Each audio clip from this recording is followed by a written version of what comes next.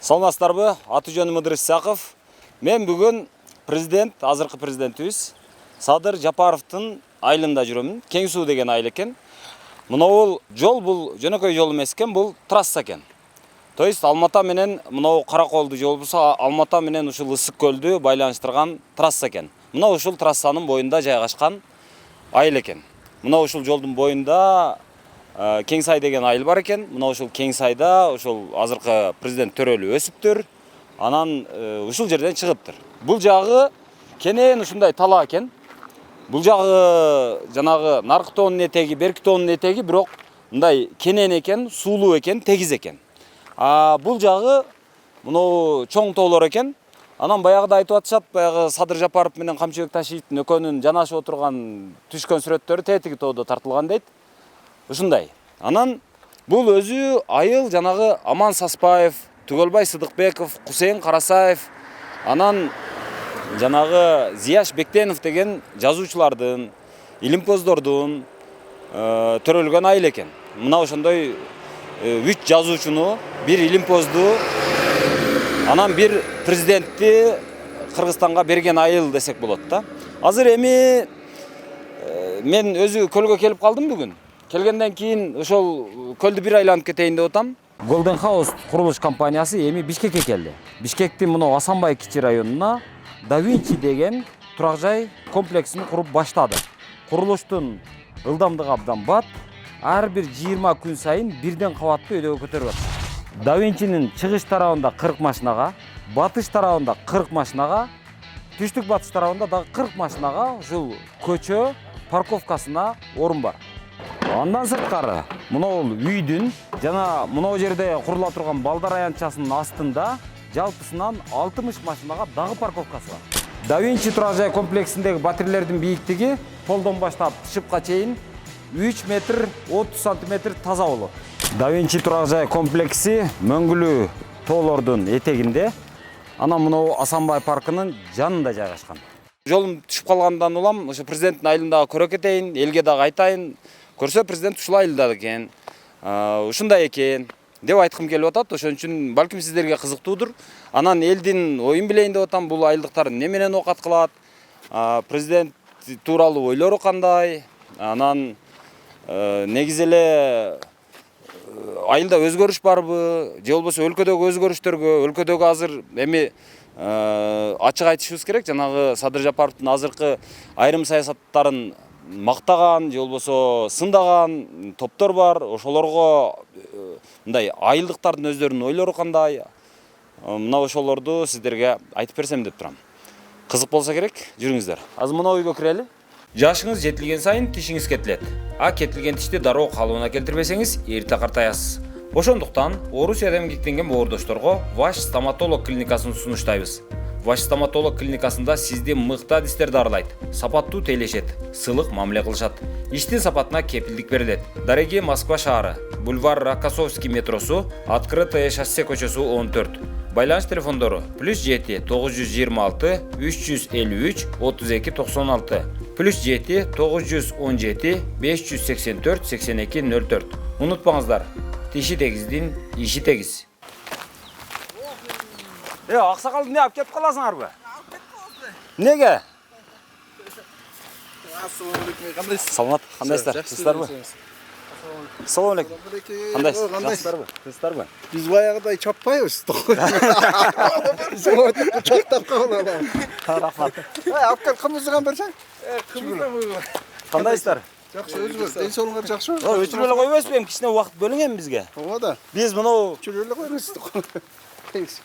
Салам алейкум. Салам. Муну ичип алып азыр биз ныксыра, уйкусурабан иш кыла албай калбайлы? Саамал да, бул кымыз эмес. Кымыз болсо уктап. Азыраак эле бериңчи. Эчтеке жок бул, таптаза. Каркыран кымызы. Мындан баш тартыш эми азыр. Ооба, кыргыздын Күнөө го дейм. Ооба, кыргыздын улуттук тамагы да. Ооба. Ата-бабабыздан калган. Сонун экен, кычкыл эмес.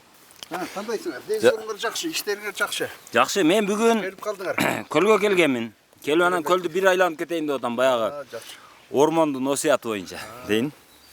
Баягы Баатырды атын уксаң алышсаң дейт, жаныңа келсе bir киши дегенде. Сизди көрүп эметип жүрөбүз. О, мына кыргыздын биз сыймыктанчу жигити мына. Актай, карадай айткан жигит деп аябай сиз менен сыймыктанчу жигитиңиздер бар экен го. Отуратко азыр. Бар, аделе бар. Бирок сиз дагы ошол жигиттердин бирисиз да, сиз кыргыздын. Атаандашпай мен. Жок, атаандаш деген жок. Кыргыз эл өзү билет да кимди кандай жакшы көрөт, жаман көрөт, туурабы? Ал жагы барбы. Айылыңыздар жанагы азыр мен байкап атам да, мен буга чейин анчалык баамдаган эмескем. Түгүлбай Сыдыкбеков ушу жактан чыгыптыр. Аман Саспаев чыгыптыр. Хусейин Карасаев чыгыптыр. Зияш Бектенов чыгыптыр. 3 жазуучу, 1 илимпозду берипсиздер да. И 1 президентти берипсиздер. Азыр ал кишилердин туугандары барбы ушул жерде? Бар. Ушул жерде эле жашашат. Баягы көчүп кетишкен эмеспи, киргиз болуп?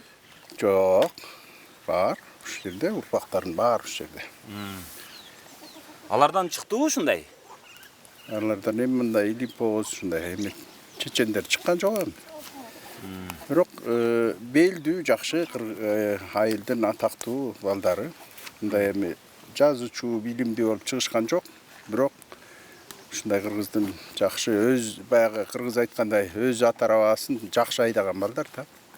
Эмечи могу азыр бул жолду көрүп мен президенттин айылына кеткен жол тегиз экен деп келатсам, көрсө бул баягы буга чейин эле салынган мынау Алматынын жолу турбайбы? Алматы менен Кыргызстан бириктирген. Бул ошол ким мурунку Курманбек Ажоовуз баштаган жолда. Тера Групп деген бир жол компаниясы могу Сарталгой жерге чейин жасап таштаган. Андан кийин Атамбаев аксакал келип мына жасайбыз, ана жасайбыз келгенге чейин деп ал киши жасаган жок. Андан кийин Сооронбай Ажоовуз да келип дагы ада жасалат, мына жасалат деп анан токтоп калды. Анан ошол ойдон калган турган могу Сарталгойго чейин жетип, Сарталгойдун арын четине чейин жетип. Анан мына 2 жылдан бери уже 3-чү жылга кетип баратат. China Route деген Кытайдын компаниясы келип жасап атышат. Эмен Казакстан чегине чейин жасап атышат. Ошондо канча чакырым болуп калат ушул эмеге чейин? Ушул Кеңсудан Каркырга чейин 42 чакырым болот. Түпкө чейин канча болуп калат? Бир 50 болуп калат. 29 болот. Ушул жактан түпкө чейин 29 ашып калат экен да. Бирок мурда салынганда деле жакшы салыныптыр да, ошол канча Бакиевдин тушунда салынса азырга чейин бир да тешиги жок экен. Негизи сапаттуу салынган экен өзү. Эми бар кичине иш жери болгон жерде кичине кемчиликтер бар. Кичине жерлер тешикте. Аны кайра чаптап. Ошончо жылдан бери азыр карасам жакшы экен азыр. Ошончо жылдан бери эч нерсе болбосо. Бирок кичине мындай ичкерээк салынып. Ичке салыныптыр. Ошончолук масштабтуу болгондон кийин, эки өлкөнү байланыштыргандан кийин кеңирээк салса болмок экен. Бул жакта мынау азыр эми президентти шайлап койдуңуздар.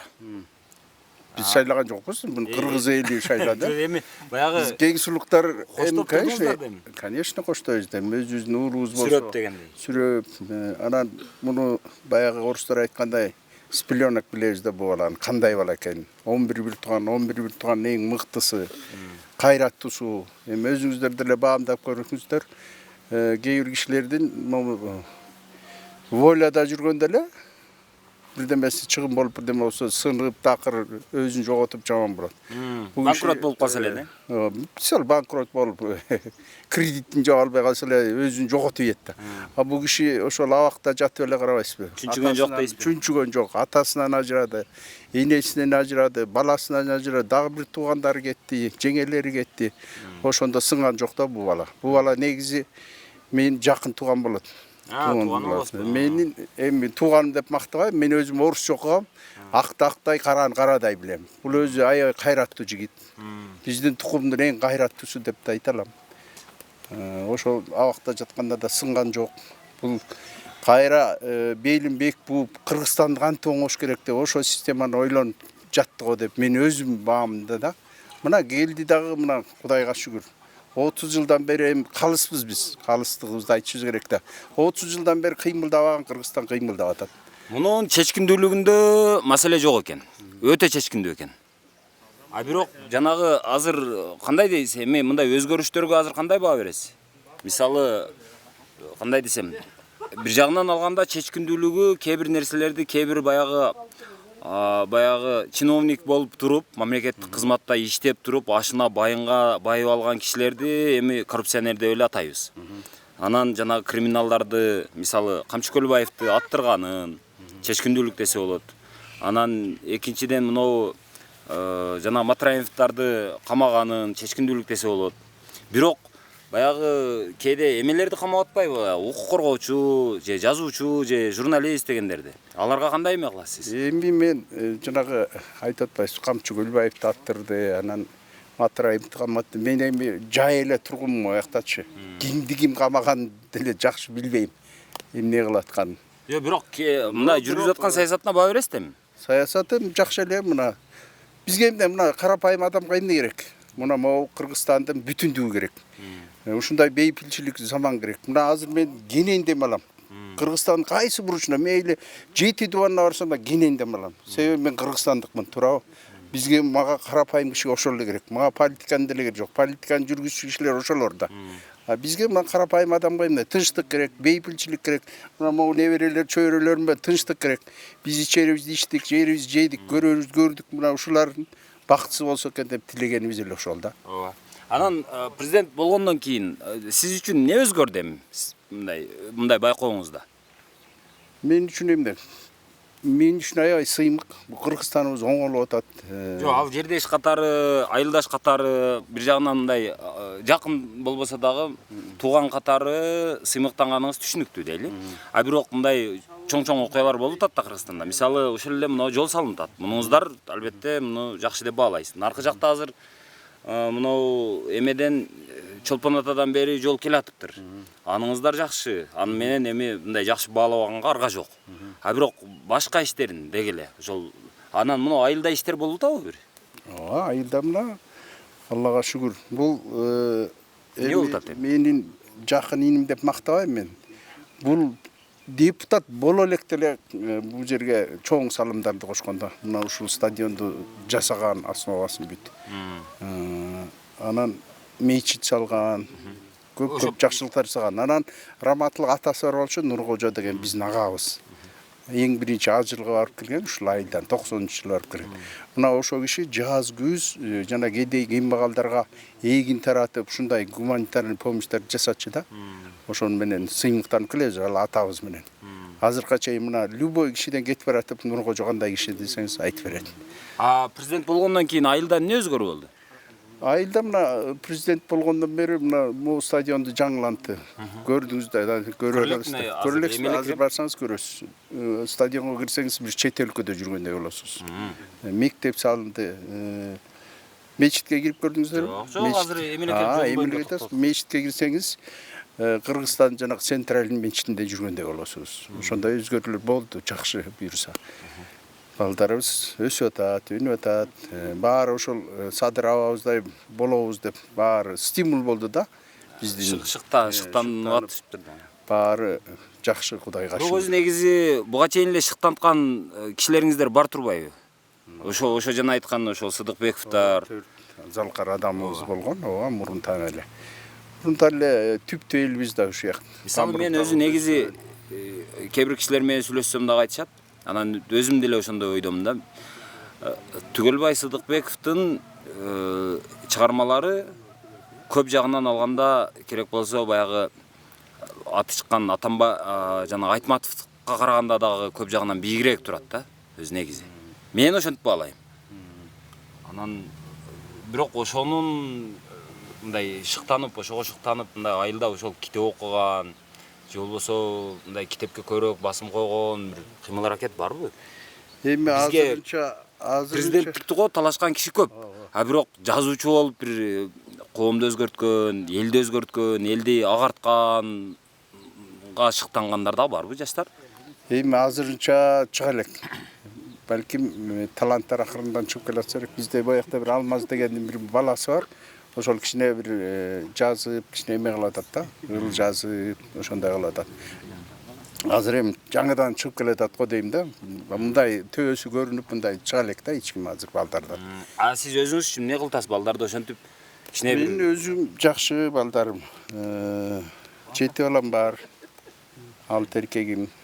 бир кызым бар. Окутуш маселеси кандай болду? Окутуп бүтүп калдым баарым буюрса. Бул өзү айыл өкмөтпү же айылбы? Бул айыл кең суу айылы. Айыл өкмөт эмес. Жок, айыл өкмөт эмес, кең суу айылы. Кайсы айыл өкмөттүн курамында ошондо? Каркыр айыл өкмөтүнүн курамында. Мурун кең суу айыл эме Санташ айыл өкмөтү болчу, анан укрупнить этпедиби? Кошуп ошондо азыр Каркыр айыл аймагына караштуу болду да. Эмесичи, ошондо бул айылда элдин санына карата мындай бала бакча маселеси жетиштүүбү балдарга? Ошо бала бакчасы жок болчу да. Такыр жок беле? Такыр жок болчу. Бир да бала бакча жок беле? Ушул айылда жок болчу вообще. Вообще жок. Бул айылда калктын саны канча? Халк саны азыр где-то 500 түтүн, бир 1,5-2 миң калк болот го. 500 түтүндү 5ке көбөйтсөңүз 2,5 миңден тегерегинде болуп калат. Ошо тегеректе го дейм. Биз карапайым адамыбызда ага вообще интересоваться этпесе керек. Жакшы. Ошол өзүбүз. Анан балдар буга чейин бала бакчага барчу эмеспи? Жок, бала бакчага барчу эмес. Бу Азыр эми салындыбы эми? муна салынып атат. Жакында уже ачылыш болот. Могу жакын жерде Жылбулак деген айыл бар. Көрүп өтсөңөр керек. Жанагы Эстеп калбадык, бирок Карачакен айыл эмесичи. Жолдо келатканда көрдүңүздөр го, эстелиги турат го. Ооба. Ошол айылда садик бар болчу, ошол жака ташып айрым адамдар. Неберелерин ушундай неберелерин ташып эметип атчы. Сизчи өзүңүз ташып элеңиз, Менин неберелерим туш-тушта. Үйдө бир тиги балам каркырада, могу эле неберем өзүм эле тарбиялап атам да. Анан жана сиз суроо бербедиңиз, канча балаңыз бар? 6 балам бар, 1 кызым бар. Баары туш-тушта. Үчөө азыр Каирде жүрөт, Египетте. Бирөө иштейт, экөө окуйт. Бирөө Мединада болчу, мына моулардын атасы. Жакында эле келди. Бирөө Швейцарияда эмеде болчу, Венгрияда, ада Кыргызстанга келди. Бирөө Бишкекте, бирөө тиги жигит могу Каркырада. Жарымы жанагы диний жакта, жарымы жанагы жаман батыш тарап. Диний батышта эмес, бүт диний жакта, бүт баары намаз окушат, Аллага шүгүр. То. Эми баягы сиздер анда сиздердин үй бүлө ошол диний багытка басым коюп атыптыр да, ооба. Кудайга шүгүр, эми өзүбүз мусулман болсок, анан өз диниңди билбесең анда туура эмес го дейм. Алар билиш керек да өз динин. Баары бир мусулман болгондон кийин баарыбыз кепилинде элебиз да. Анан өз диниңизди билбесек, анан билбейм, мына өзүбүз карапайым кыргыз айылда жашасак, кыргыз болсок, анан динибизди билбесек, билбейм, мен түшүнө албайм андай адамдарды. Туура чубак ажын чыгарам деп атпсыз да анда. Кудай буйрса, Алла буйрса, чубак ажыбыз эми. Бирок алдагы аябай окуган экен бирок. Ооба да. Азыр сөздөрүн карап отурсаңыз, жалаң эле жанагы өзүбүздүн фольклордон, өзүбүздүн жанагы чыгармалардан эме таштап коет го, ушундай сөздөрдү таштап, мисалдарды келтирип койчу. 10 жыл ошол Мекке Мединеде окуп келиптир, а киши дагы эми. Жок, ага чейинки базасын айтам да. Ооба. Билбейм, фольклоруңузду жакшы түшүнө албайм. Бирок ага киши карапайым бизге жаккан аябдан жакшы инсан болчу да. Балдарга, жаштарга таалим, тарбиясын берген киши болчу. Эми Алла өзү билет да, кимибизди канчагын алып кетет, эмне болот, ичер суусу көрөр, суусу түгөн кетип калбады ага киши.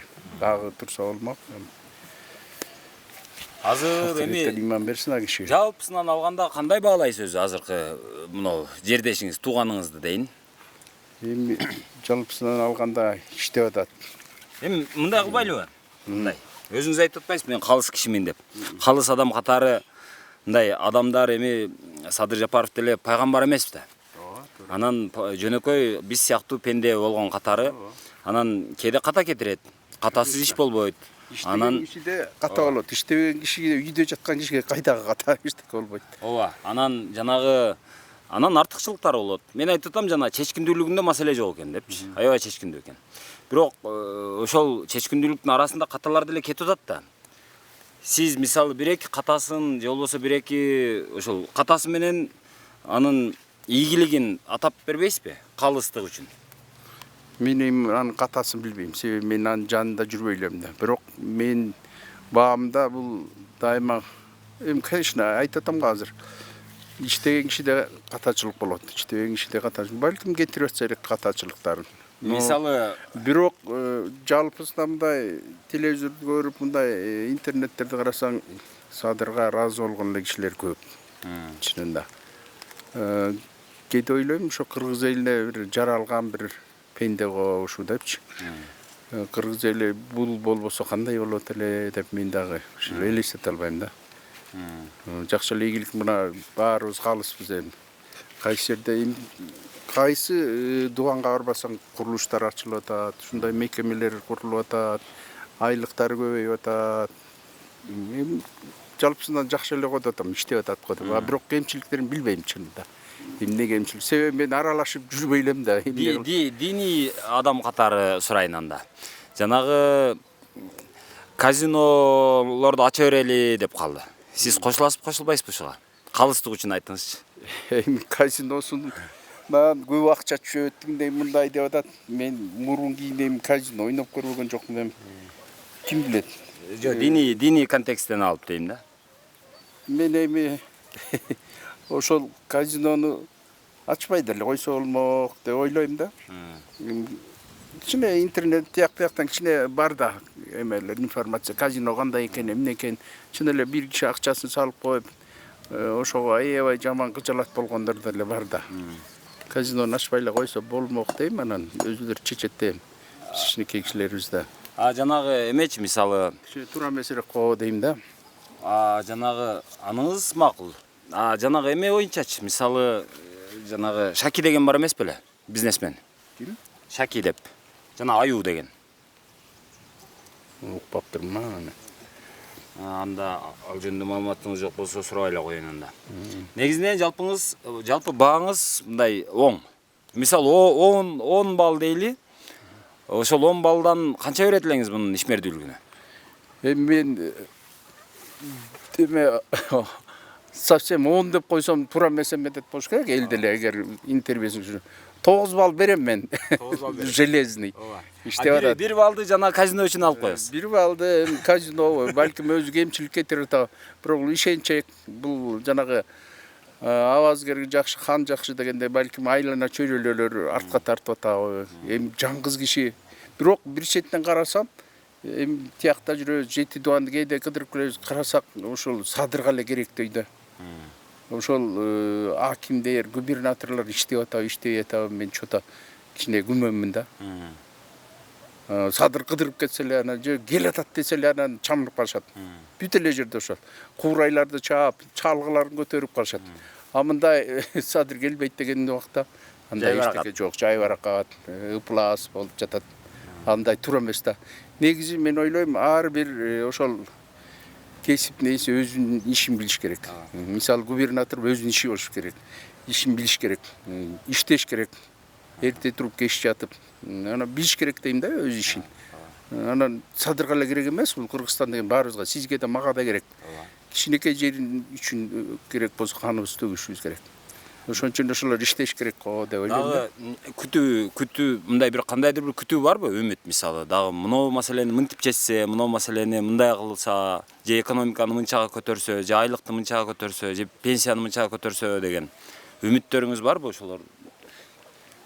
Эми жалпысынан ошол Кыргызстан оң болсо дейм да, анан мен мынча акча көтөрсө, тигинче акча көтөрсө деп айта албайм. Эми ол оң болгондо ошончо акча болсо анан кийин көтөрүлөт да ал. Кудай буюрса, үмүтүбүз чоң, конечно, садырдан. Ошо Кыргызстанды оңойт. Жанагы 100 канча мамлекет болсо ошонун бир 100%-на кошпосо да бир 50%-на кошот го депчи. Мындай чечкен мамлекеттер. 200дөн ашыраак өлкө бар дүйнөдө. 200 адашпасам 220-229 ушундай мамлекет бар да.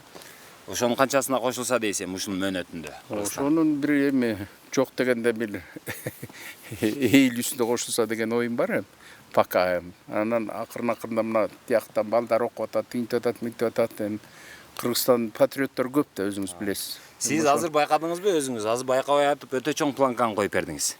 Эми мен айткан менен эле болбойт да. Жок, негизинен баары бир элдин күтүүсү, болгондо дагы айылдаштарынын күтүүсү дегенде, мисалы Назарбаев ошентип мактанганда. Биз 2030 адашпасам 2030 жылга чейин Казакстан дүйнөдөгү эң алдыңкы 50 өлкөнүн каттарына кирет деп. Бирок алар ошончо нефтиси менен, ошончо газы менен ушинтип айтышты да. И ошончо элинин саны, жеринин ресурстарынын чоңдугу менен.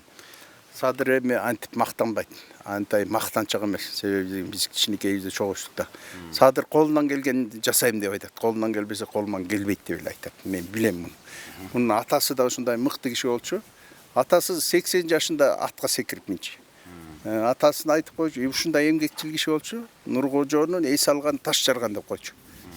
Мына ишенбесеңиз мындай көчөдөн барып сурасаңыз эле болот. Ушундай эмгекчил адам болчу. Мына куудум ошол атасын тарткан бала деп ойлойм да мен ушу. Колунан келсе айтат жасайм деп, колунан келбесе жасабайм деп айтат. Анан дагы бир суроо, эми мен азыр ушул суроону бербесем, элдин баары айтат, Ыдырыс сен кошомат кылган эле барыпсың деп айтат. Ошон үчүн бир суроо. Баягы бир үйдөн мындай да, мисалы биз Акаевди туугандашып кетти, тууганчыл болуп кетти деп айтадык. Бакиевди дагы ошол бир туугандары басып алды, ошол узурпация кылып алды, бул бир туугандардын эле бийлиги болуп калды деп аны айтадык.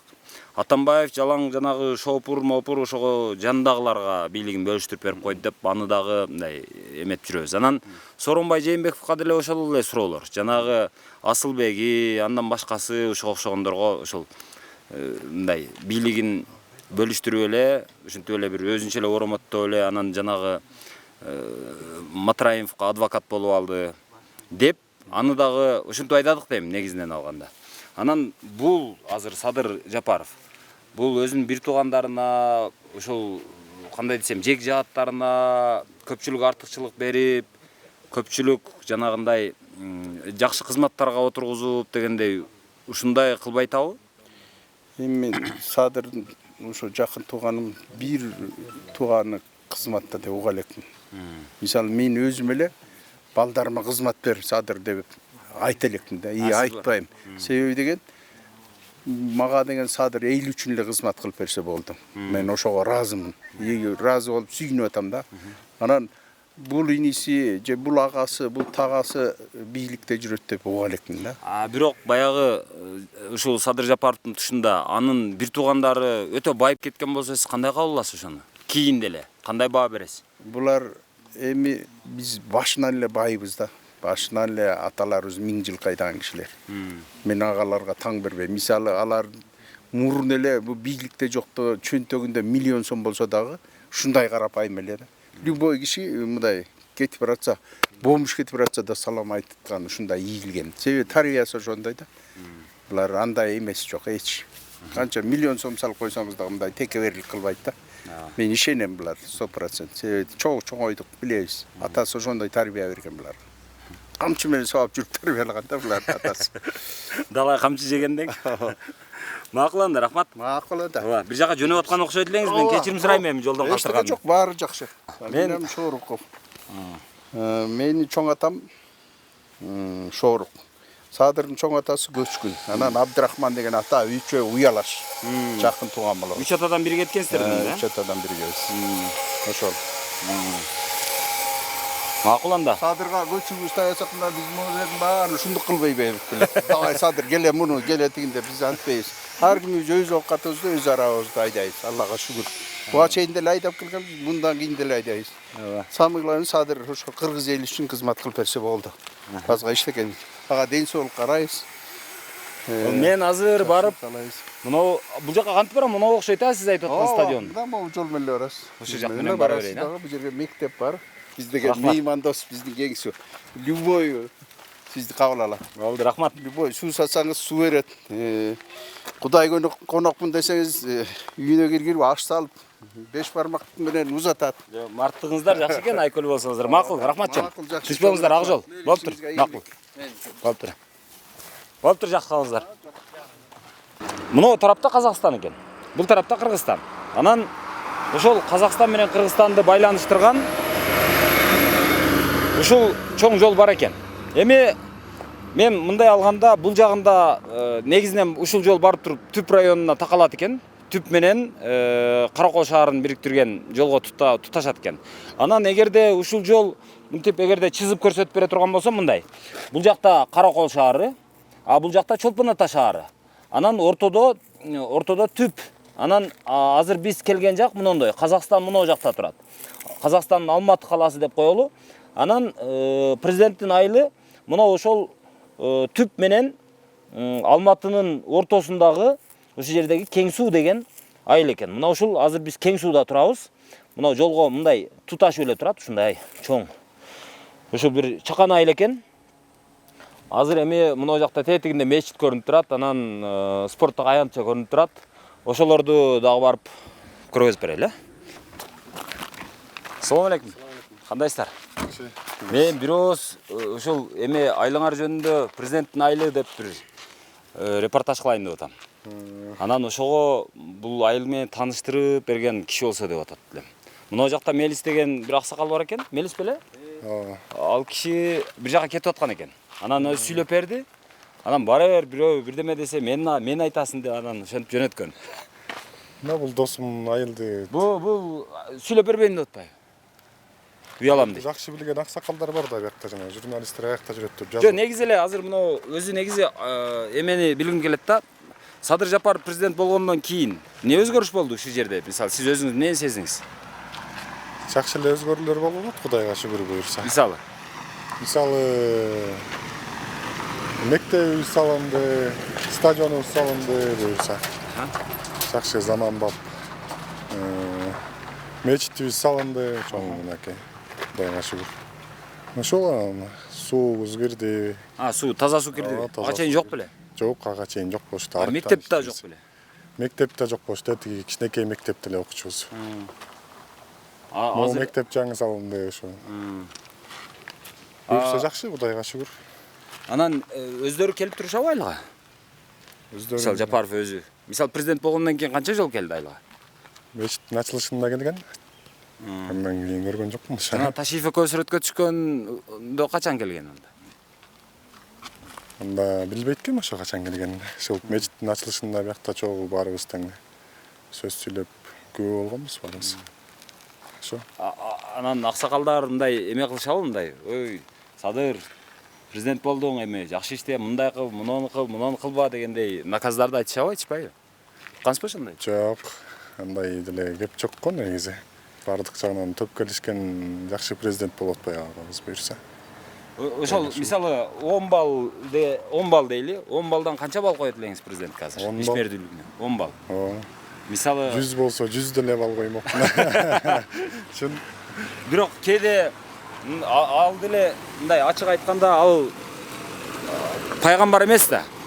Пайгамбар эмес адам катары мындай кадимки бизге окшогон пенде болгон катары ката кетирет да. Каталар бардыр эми, калыстык үчүн айтпайсызбы? Катасын деле көрө элекмин мен чындыгын айтканда. Мисалы мен айтып берейин, анда сизге жардам берейин.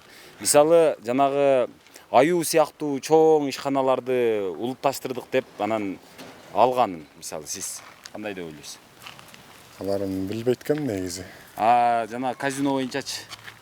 Анысы менен деле демем жок, маалыматым жок чын. Биз сыяктуу журналисттерди сындап койсо эле камап атпайбы алчы? Сындын дагы демеси бар да негизичи. Чын төгүнүнө жетип туруп анан сындаш керек да. Алар өзлөрүнүн жанакындай ар кандай күчтөрдүн аркасында тура бериши кылып, ошондой бир жаман нерселерди уюштуруп атышпайбы көп. Ошолорго туура эле мамиле деп ойлойм мен негизи өзүм жеке оюм да. Сындап койсо эле камай бериш керек. Жок, сындап ойлойм, алар ошол сынга мисалы эме болуш керек да. Эртең артында ошол жооп бериш керек да, мисалычы. Ошо туура сындап атабы же туура эмес сындап атабы. Туура, бирок эми аны аргумент менен деле айтпайса болот да. Мисалы азыр мен сизди жанагы сындасам мисалы. Сиз дароо эле сотко бербейсиз да. Эми ыдырыс айта берет, себеби ал андай болгон эмес, мындай болгон деп мындай төгүндөп койсоңуз деле болот да мисалы. Эмне боюнча сындап атышат эми? Баары эле туура го негизи. Кемпироват деп бирдеме деп. Ооба, баса ошол кемпироватчыларды камаганын мисалы. Аны эми биздин агабыздын деле тиешеси жок болуш керек, анын өзүнүн органдары бар да. Башкалар эле камап койду дейсизби? Сот өзүнүн органдары бар да, укук коргоо органдары бар. Ички иштер министрлиги ошолор кармап атат. Негизи эле мынау азыр чечкиндүүлүгүндө маселе жок. Аябай чечкиндүү экен, чапчаң экен. Анан бирок айтайын дегеним жанагы эгерде өтө мисалы буга чейинки президенттерди эме кылганбыз да биз. Мисалы Бакиевди, Акаевди туугандашып кетти деп айдаганбыз да, ошентип нааразы болгонбуз. Сооронбай Жээнбековди деле жана Асылбек Жээнбеков укасы, андан кийин Атамбаевди деле ушундай эме кылдык. Эми ал Атамбаев көп үй бүлөсүнө көп тарткан жок, бирок баягы айлана шопурунан бери кызмат берип ушинтип салбадыбы. Анан Бул ошондой ката кетирип аткан жокпу азыр? Мисалы, бир туугандары байып кетпедиби? Жок. Мына биз кошунасы болобуз, мында мурдагыдай эле үй жай мурдагыдай эле бүт бар тең. Үйүн оңдой элек. Мурдагыдай эле турат бардык тең эле. Макул, анда могу көрүп чыкпайлыбы? Көрсөтүп берсеңиздер жакшы болот эле муну. Жүрүңүздөр, көрсөтүп берели. Бул ошондо мектеп азыр канча орундуу салынды? Бул мектептин канча орундуулугун азыр ошо точно эсимде жок. Бирок бул долбоору ошондо жанагы Сооронбай Жээнбековдун учурунда долбоор бекитилген, а? Ооба, ошондо бекитилсе керек негизи. Негизи эле мектеп түшмөк да анан. Түшпөй каралбай жүргөндө негизинен. Анан Жапаровдун түшүндө анан курулду. Ооба, курулду. Бүттү буюрса. Мечит өтө чоң салыныптыр, а? Бул канча орундуу мечит болду азыр энди? Мына мечит. Өтө кооз салыныптыр мечит. Бул салганда эми кайсыл акчага салынды эми? Арабтар келип салды. Арабтарды алып келип. Арабтар өзү келип салды. Арабтар бирок долбоорун жакшы кылыптыр, Өзлөрү келип, өзлөрү контроль кылып ишин салып кетти да. Мурунда бир мечит бар болчу, аябай жакшы мечит ордунда. Ошол эле арабтар салды окшойт кайра. Мектептичи өзүнүн эле акчага салынды эми бюджетке? Мектепти Сооронбай Жээнбековдун убагында көрсөңөр буяктын баары эме болчу аябайчы. Көргөнгө Уяла турганбы? Анан ошону бүтпөй жүрүп Садыр Жапаровдун убагында, Нуркожоевичтин убагында салынды. Бүттү да. Азыр бүт эле аймактарда бүтүп атыптыр ал барып. Ооба, жүздөй мектеп салды деп айтып атышат. Ошол эле өлө болуп атыптыр да. Эмечи, стадиончу? Стадион Бул кимдин атындагы мектеп? Ысдыкбековдун атында окшойт. Сооронбай Сыдыкбековдун мектеби атында. Азыр силер бизге атап бере аласыңарбы айылыңардан чыккан эмелерди? Ооба. Мисалы кимдер? Түгөлбай Сыдыкбеков, Зияш Бектенов жазуучу. Түгөлбай Сыдыкбеков да жазуучу, ойчул киши. Аман Саспаев. Садыр Нуркожоевич. Акыл Тогузбаевич. Ким ал? Депутат. Мен депутаттарды анча авторитет деп тута бербейминчи, ачык айтайын. Эми баягы мында карасаң көп эле кишилер депутат болуп атат. Арасында эми көп деле алымсынбайм да көбүнөчү. Жанагы эмелерчи дагы. Хусейин Карасаев мисалы. Хусейин Карасаев ушул кең сууда туулду деп айтылат. Точный 9 жашка чейин жашаптыр да. Так маалымат билбейм да менчи, бирок ушул кең суунун менен тиешеси бар. Кең сууда. Ошондо силер 3 жазуучу, анан бир эме окумуштуу. Анан бир президент берипсиңер да. Алла өрүп атат. Айылда туулду да эми. Ушул элде чоңойду, ушул элде өстү дегенде. Ушул элдер мындайча ой жүгүртүп карасаң байке, илгери орустардын убагындачы. Орустарга каршы салгылашып мондайдан Кытайга сүргүнгө ушулар эметип барган да. Динчил болуп аябай Кытайда дин сактап калыптыр. Ама биякта Кыргызстандагы кыргыздарды орустар аябай бузуп тур да. Орустардын режиминдечи.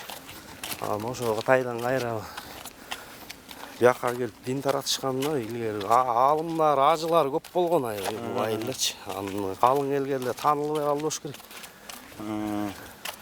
Анда бул кишилердин ата бабалары жанагы мындай диний кишилер болгонбу, диний алымдар болгонбу? Дин тараткан. Дин тараткан эмес, мындай таза ушундай таза адамдар болуп турбу, аруу адамдарчы. Динден да кабары бар, каттаган жанагындай. Бул жакта эле бүт эле окшойт, курулуп атат окшойт. Кайсы компания курдат? Өздөрү билсе керек азыр, Бул жак стадион да бул, Азыр ошол кең суу айылына ушундай чоң спорт аянты салынып атыптыр. Муну стадион дейт экен. Азыр бирок мына көрүүчүлөр отуруучу жагы азыраак экен. Бул дагы канча орундуу эми? Сурайлычы. Assalamu алейкум. Ишилгер болсун. Баса берсем болору? Саламат, кандайсыздар? Саламат, тынчтарбы? Саламат. Саламат, кандайсыздар? Тынчтарбы? Бул стадионбу же мектептин спорт аянтыбы? Муну билбедик биз. Сиздер Стадион көрүнүп турган стадион да. Сиздер бул кайсы бир компаниянын кызматкерисиздерби? Жумушчулары? Ооба, договорный жұмыс жасайбыз. Кайсы? Маяк строй бул, эмне? Ошол да? Маяк строй. Маяк строй ооба. Бул анан канчага курултат эми бул? Аянты канча? Суммасын биз билбейбиз, али биле элекпиз. Биз могу эле договор жасап алганбыз, ушуну эле жасап атабыз. Муну ушундай дагы бар бекен, мен баягы көрчүмүн жана андай эме аралаштырып туруп, жайып, анан баягы бир ролик менен катать этип туруп, чатап койгон жергечи. Плитка туру да бар да бунун. Ушундай да бар. Кандай болот да. Мындай эме кылып чыгат экен да, курап, Ооба, курап бири-бирине. Сиз айтып аткан жаңы эле чыгып аткан, булар мурунтан бар. Кимиси жакшыраак болот экен эми? Бар эле бирдей. Азыр бүтө элек экен да, анда ввод кыла элек экенсиздер да анда. Эми баштадык, мына баштап могу жергече бардык. Эми жасап бүтүрсөк. Сиздер ушул айылдан болосуздарбы өзү? Жок, жок, биз башка айылдан. Кайсы айылдан? Биз Өзбекстандан. Өзбекстандан келдиңиздерби? Айылдыктар кылбайбы экен ушуну? Жазса керек, эми билбейм. Өзбекстан кайерден келдиңиздер? Наманган. Намангандын кыргыздарсыздарбы? Айлыгыңыздар кандай берилди? Жакшы элеби? Жакшы эле. Элчи, эл кандай мамиле кылды? Эл жакшы. 4 жыл болуп калды, 4 жылдан бери ушу менен иштейбиз. 4 жылдан бери. Ооба, ушул. Ошондо сиздер кайсы курулуштарды курдуңуздар? Могу мектептердин ремонтторун жасадык. Биз жалаң ремонт менен. Ички ремонтторунбу? Жогоруда детсад бар, ошону жасадык. Анан бул. Детсадты бүтүрдүңүздөрбү? Бүттү, жок, сырты калды. Анда сиздер кыласыздарбы же? Сыртын башка балдар эми фирма жасайт да, кайсыр фирма менен договор жасаган, ушу жасайт да. Сиздер кимдин айылында иштеп атканыңыздарды билесизби? Билебиз, ооба. Билбейт аны кандай. Төртөөңүздөр тең ошо Өзбекстандан келгенсиздерби? Ооба. Жакшы экен анда. Сиздерден кандай анан бул президенттин айылы кандай экен сиздин оюңузча? Мисалы Өзбекстандын президенттин айылын көргөнсүздөрбү, көргөн эмессиздерби? Жок, көрбөгөнбүз. Угушуңуздарча кандай? Билбейт экен, бул айыл жакшы, тынч айыл. 4 жыл бою жүрөбүз, эч кандай чыр-чатак болгон жок. Эл да жакшы. Үй бүлөңүздөр каякта? Өзбекстанда? Барып келип турасыздар. Ооба, барып келип турабыз. Виза жасап, ошо виза бүткөндө барып келип турабыз. Биздин президенттин ишмердүүлүгүнө кандай баа бересиздер? Кандай иштеп атат? Президенттиңер мурдагыларга салмактуу жакшы. Кыргызстанда өзгөрүштөр жакшы болуп атат азыр мурунку. Биз өзүбүз деле көңүл бурабыз да. Чет өлкөнүн жараны болгон менен көңүл бурабыз. Улутубуз кыргыз болгондуктан кызыгабыз немесине, саясатына жакшы. Мурункуларга салыштырмалуу жакшы деп ойлойм. Мурункуларга кантип салыштырасыз? Мурда ошондой 4 жылдан бери болсо, мурда Сооронбай Жээнбековдун учурунда да келген белеңиздер, Ошондон бери иштейсиз. Убакта келгенбиз, ошо өзүбүзгө жакын жерлерге. Закондордо өзгөрүштөр бар, жакшы да. Негизи жакшы жакка өзгөрүш бар. Ошол сизге эмнеден улам сезилет ошол? Мисал конкреттүү мисал катары. Мисалы эмнеден байкайсыз дейм да өзгөрүүнү? Ынтымактан да негизи. Мурдага караганда ынтымактуураак элдер. Бири-бири менен. Мурда андай эмеспи? Түшүнүгү мурда башкачараак болгон, бири-бирине көз карашы жакшы эмес болгон да. Границалар жабык болгон кезинде ачылгандан кийин бири-бирине азыр жакшы үйрөнүп калган эл. Жок, граница ачылганда Атамбаевдин тушунда ачылды да, Мирзиёев келгенде. Эл ошол убакта келген эмеспиз бул жака биз. Сооронбай Жээнбековдун убактында келгенбиз. Анан Садыр Жапаровдун убагында келип атабыз. Жакшы негизи. Ол убакта деле жаман болгон эмес. Анан сиздер таң калгансыздарбы жанагы бир түндө эле бийликти алмаштырып коет экен булар деп? Жону көрүп жүргөнбүз да биз мурун. Интернеттен башкадан алмаштыргандар мурункуларын да көрүп жүргөнбүз да. Макул анда, тынч болуңуздар. Саламат болуңуз. Болуптур, жакшы калыңыздар. Азыр мен айтып атам, муну айылдагылар көбүнчө стадион дешет экен. Бирок бул айылдын, ошо айылдык мына Түгөлбай Сыдыкбеков атындагы мектептин спорт аянты экен да, мындай алганда. Же экөө бириби? Жок, бул эки башка. Эки башка айылдын спорт аянты каягында анда, мектептин. Мына спортчу. Спорт зал дагы бар. Аянтычы? Жөн мындай ачык. Жогоруда бар да. Дагы барбы? Жок, эмес, бар эле болчу. Буякта эле стадион бар болчу илгеричи. 20-30 жыл мурун салдырткан Садыр Жапаров. Мен азыр айткым келет да, ушул эми Садыр Жапаровдун айылына мындай стадион курулганы жакшы. Анан мындай жумшак жанагы эме менен, мындай жолчолор менен. Бирок ушундай мектепти, ушундай спорт залдарды, ушундай аянттарды, ушундай мечиттерди ушул Кыргызстандын башка айылдарына деле салсак жакшы болот эле да. Салынат да. Салып атат дейм азыр. Салынабы? Салып атышпайбы катырат эле. Кандай ойлойсуз, бир канча жылда бир Кыргызстанбы бир эгер могу бир 10 жыл ушундай жылдан жылга мындан да күч отпой ар жыл сайын 2ден 3дөн эсечи. Бир 10 жыл эле буюрса Кыргызстан гүлдөп кетет го дейм ага. Буюрса. гүлдөйбү? Гүлдөйт иншалла. Ишенебиз. А бирок 10 жыл бою отуруп алса анда диктатор болуп Жок, ал отурбайт да, иштеп атышпайбы. Бир да мүнөтү бош эмес го дейм азыр. Азыркы ошентет, бирок баягы көп отурганда адам бузула баштайт да. Булар байлыкка эмеге кызыкпайт ал. Булар деген аябай терең ишенген кишилер да Алланын назары түшкөн чоң аталар, аалымдар болгон. Бирок баягы Жети аталарча булар бул дүйнөнүн байлыгы эмне буларга деген. Бир эле тыйын Алланын чексиз казынасынан пайдаланып атышат мисалчы. Булар элдерге эле шарт түзүп берели деген ою бар. ошондой, бирок баягы эме да. Мисалы Назарбаев деле көп отургандан кийин баягы тууган уруктар аябай байып кетти. Мисалы Ислам Каримов деле көп отурганда баягы кызы баш болуп, чоң уурлар ошо болуп чыкпадыбы? Анан бул киши деле эртең туугандары ошондой болуп чыкпайбы дейм да. Туугандар чыкса Көп айрыкча көп отургандачы. эч ага эле чыкмак. Мурун эле туугандары бүт бар акылдуу кишилер, кимдер, инелери да башчы катыш дейт да тиги. Садыроо депутат болгонго чейин эле кыйын жерлерде кызмат кылышты да. Садыроо депутат болгондон кийин коем айкебиз эме уят кылып элеп чыгып кетишти да. Азыр кызматтарын таштап кетишкен азыр. Баягы башында президент болгондон кийин жанагы кудалары, башкалары дегендердин аттары чыга баштады да, ошодон улам сураган. Ошо Төбөлбай Сыдыкбековдун немелери, бир туугандары да. Ошо кимдер, кудаларыбы? Ошолордун тукумдары бир уруудан. Алар деле кыйын кишилер да, илгери эле кызматтарда иштечи. Салам алейкум. Кандайсыздар? Мен чыгып алыптым да. Саламат. Саламат. Саламат, кандайсыздар? Кызсыздарбы? Мен эми баягы көлгө келип калдым эле. Анан көлдү бир айланып кетейин деп отуруп, анан президенттин айылына ушул кең сууга дагы бир бурулуп кетейин деп бурулуп калдым да. Кандай анан президент кандай иштеп атат оюңуздарча? Президент иштеген эл баалап атат. Эл баалагандан кийин жакшы иштеп атат деп баарыбыз билебиз да. Мисалы кантип жакшы иштеп атат сиздин оюңузча? Кантип мурун мисалы мындай зданиялар салынчу эмес, эчтеке вообще бүт эле чөнтөккө кетчү да. Техника келчү эмес, азыр деген военный эмес, даже ар бир эмеге автобус, троллейбустан өдө эмне деген техника келет. МЧС, военный жагы канча деген эмелер келет. Зданиялардан ар бир айылда эң жок деген мектеп ФАП салынып атат. Детсад салынып атат.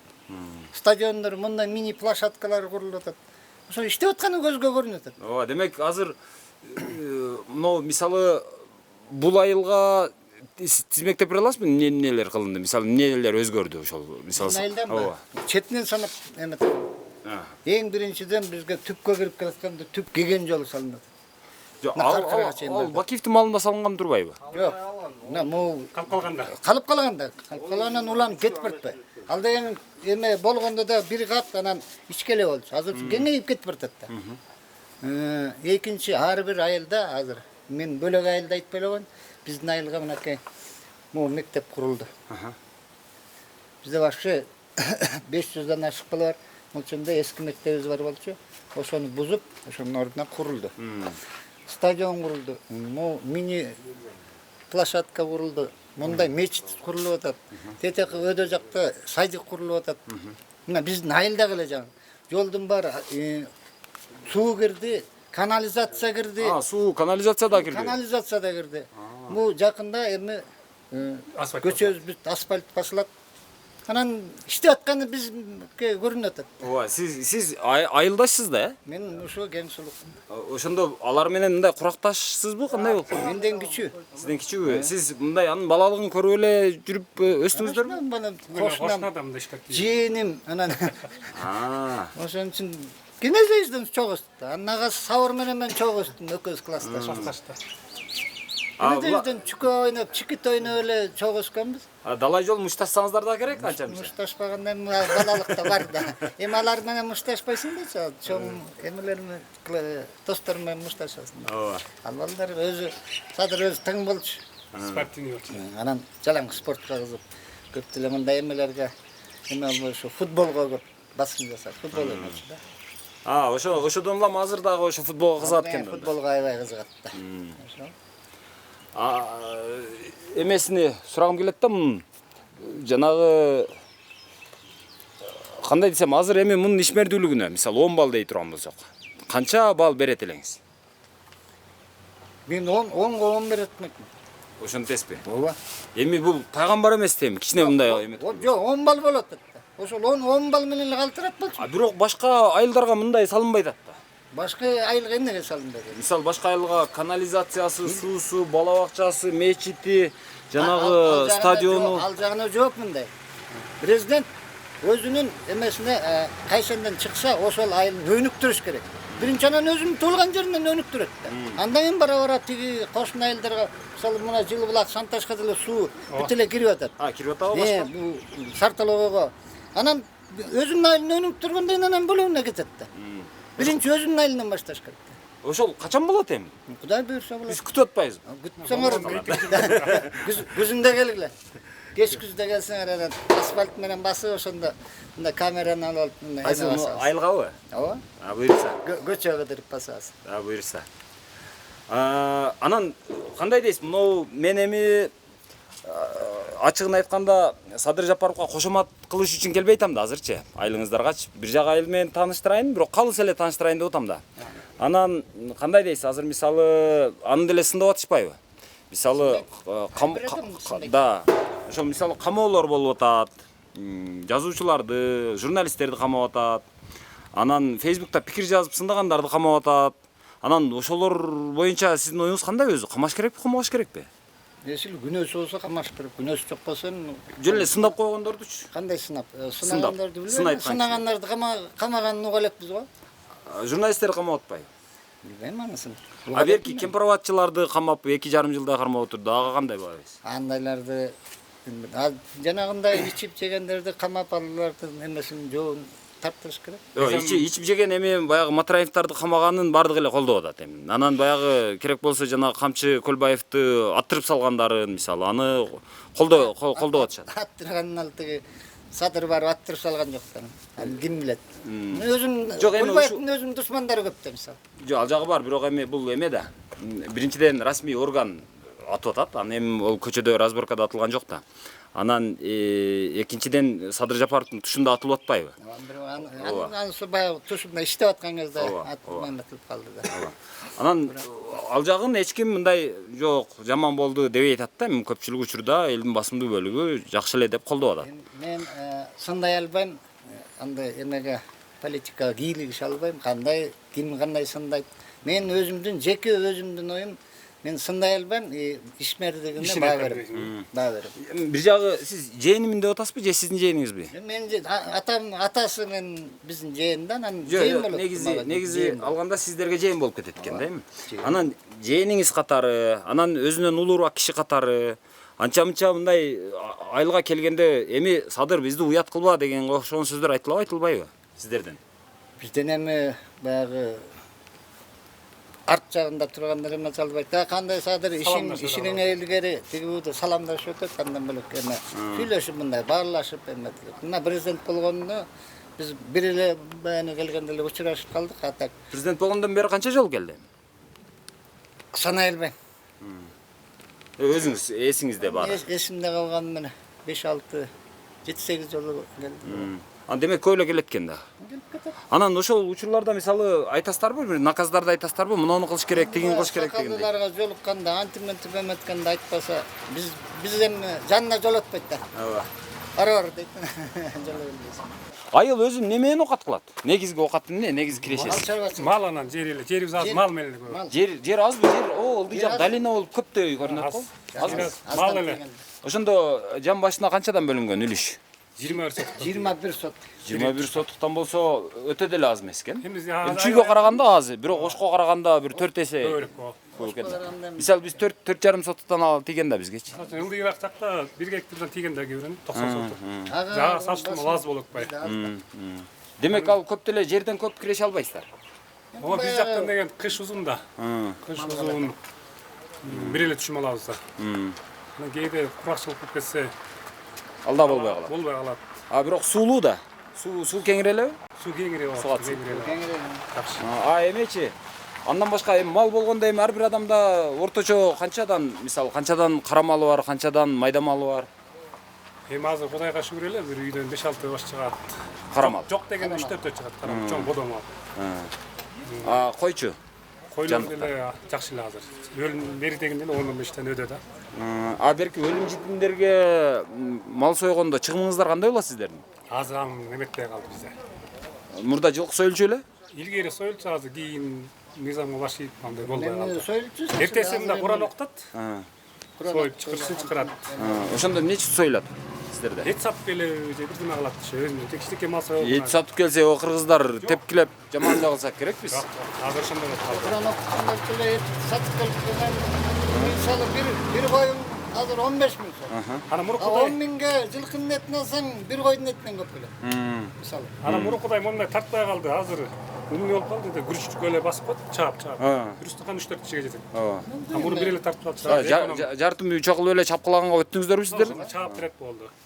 Анан баарына жетет, кыжалат болбойт киши дагы. Ош тарапта ошондой эле да. Ошо келбеди болду бизге. Баягы бүтүн мүчө берели, жилик берели деп отурбайт да көп жерде. Ошо туура эле экен бизче. 2-3 жылдан бери ошону көрүп эле калдык уже. Ысырапкорчулук аябай. Өзү ошо жиликти чаап салсачы, мына мага жаман жилик берип койду, статусу төмөнүрөөк жилик берип койду деп таарынбайт калат да. Тетип куда тозгондо берет. Ана ошонун таарысынан да чаап. Азыр мындайда Куран окуткан жаманчылыкта андай болбой калды. Жакшы. Макул, рахмат анда, тынч болуңуздар. Могу стабларда жаңы коюлуп атат окшойт, Булар Бир коюлган ооба. баштап койду. Ооба. Макул анда. Жакшы калыңыздар. Кандай болуп атат өзү?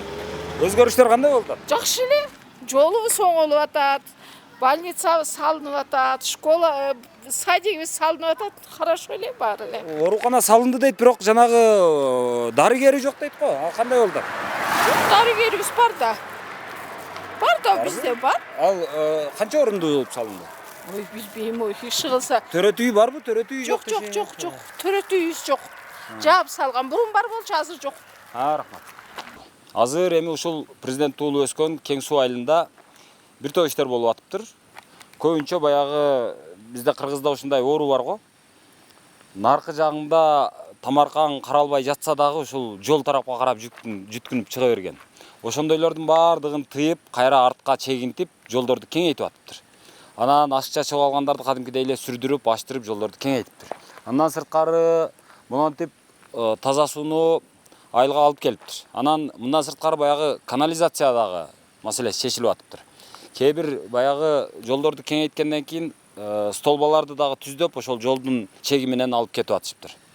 Ошол жаңы столбаларды көрүп атам, жаңы мындай турбаларды көрүп атам. Анан жаңы курулуштарды көрүп атам. Мына жакта мисалы азыр бала бакча салынып атыптыр. Бала бакчанын үстүндө дагы бир полияда бирдеме иш болуп атат. Азыр барып сурайбыз, көргөзөбүз. Жүрүңүздөр. Азыр байттан бери айылды кыдырып, ар ким менен сүйлөшүп, ар кимден ар түрдүү баягы оюн пикирин угуп отуруп, азыр ошол айылдын дээрлик башына чыктым. Анан ушул Садыр Жапаровдун өскөн, туулган үйү ушул экен. Мына ушул үй экен, 2 кабаттуу, тетиги арчалар тургандын жанында экен. Азыр биз ага жете элекпиз, бирок ошонун жанында мына жерге мынтип 2 кабаттуу бала бакча салынып атыптыр. Негизи бул айылда буга чейин бир да бала бакча болчу эмес экен. Азыр мен мына жакты көрүп келдим. Бул жакта дагы ушул мурда алма бак болчу экен. Азыр дагы ушул алма бакты кайрадан калыбына келтирүү иштери болуп атыптыр, тегиздешип, анын айланасын тосуп атышыптыр. Бул жерде дагы өзбекстандык усталар иштеп атат экен. Ошол негизинен азыр эми бул жакта ошол президенттин үйүнө баш багып, мындай ким бар, кандай деп мисалы бир тууган уруктар болсо, президент жөнүндө сурайлы десек, азыр Кароолдон башка эч ким жок, туугандары бүт эле борбордо жашашат дейт. Ошон үчүн кириштин мааниси жок деп ойлойм. Ошол эми. Президенттин айылын сиздерге көргөзүп бердим. Анан Негизинен ушундай тоо коюнунда мындай тоонун этегинде жайгашкан айыл, мына жагы тоо, ушу Карагайлуу, жайлоо, этегинде наркы тоо бар, ал дагы жайлоо экен. Анан чоң ошол айдоо аянты бар экен. Баягы Алмата менен биздин түптү Каракол, Чолпон Атаны байланыштырган чоң жолдун боюндагы айыл экен. Негизинен ушул. Анан өзүңүздөр көрөсүздөр.